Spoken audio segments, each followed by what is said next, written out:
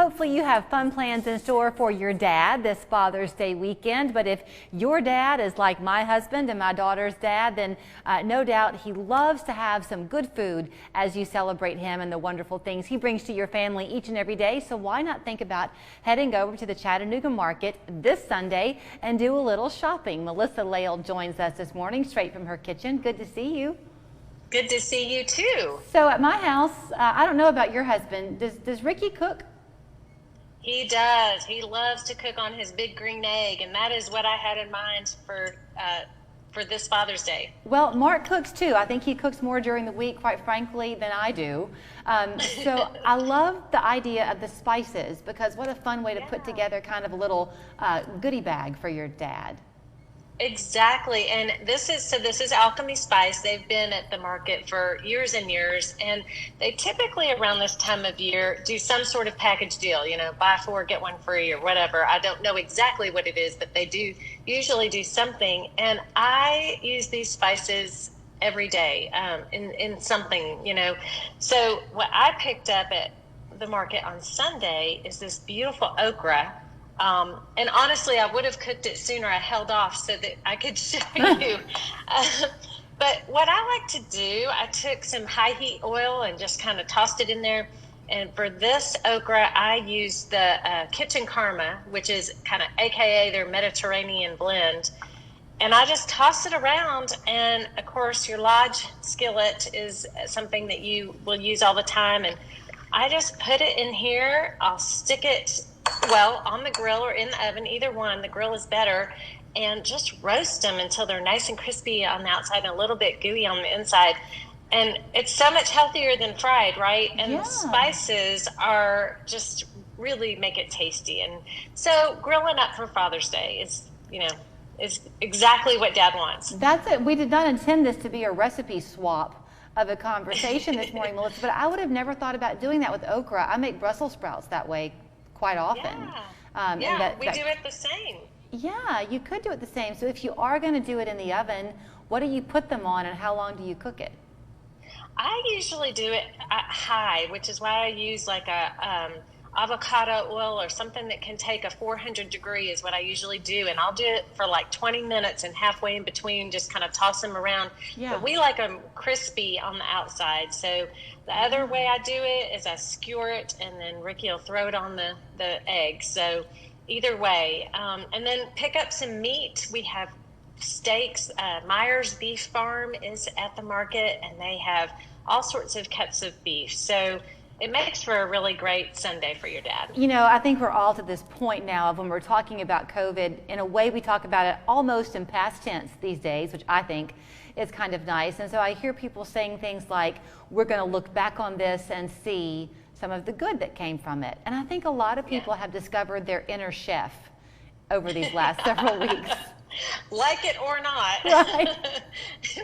We have. It's true.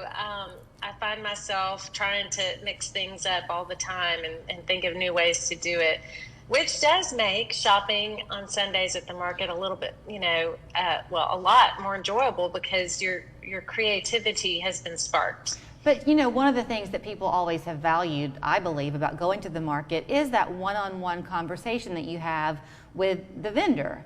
So I know you're not wanting people to linger at the market right now in the way they did in the past. The themes are not there this season. But do you know if some of these local people have recipe cards or ideas they can share, much like you and I have been this morning? They definitely do. They don't have cards per se to pass out, but a lot of the things that the ideas that I get are directly from the farms. An example is I love to buy the goat cheese from the Ocoee Cream Farm. I'm not thinking of their name completely, but it's the Ocoee Cream Cheese people, or goat cheese people. And whenever he has a new flavor, like something different, like I bought a paprika and rosemary, I think it is, and I'm like, what do you do with this? And he always gives me ideas, and they're always things that I wouldn't have thought of. And so, yes, they're creating their own recipes from their food. And I guess we should mention too, you know, when Mother's Day happened and the market was just opening then, and that was an exciting time, but you are having more to offer now as we head into summer. So last weekend, I think it was, the River Market opened for the first time. Will it be open again this weekend too? Yes, so the River Market will now be Saturday and Sunday all the way through August into September, and that's a great way to visit your artists that you don't see but a handful of them on Sunday at the downtown location and in Collegedale, which is also more of a food market. But River Market is where you can find them. And starting in a couple weeks in July, the yoga will be back on at the River Market. Oh, great. So yeah, July is you're going to see a lot of change, obviously everywhere in our city, but at the market as well. We're going to be starting slowly to add more things in, so it'll feel more normal. And again, I'm going to go back in time with Mother's Day, but the flowers were at their peak. Do you still have the flower Yes. vendors coming? We do. We still have 2 flower vendors, and that was of last Sunday. I'm sure they'll be there again this Sunday.